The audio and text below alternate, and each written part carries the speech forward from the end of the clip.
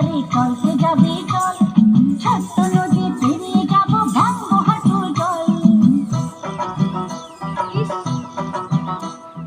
হাট বসেছে শুক্রবারে চলতে যাবে চল, ছোট্ট নদী পেরিয়ে যাব ভাঙবো হাঁটুর জল।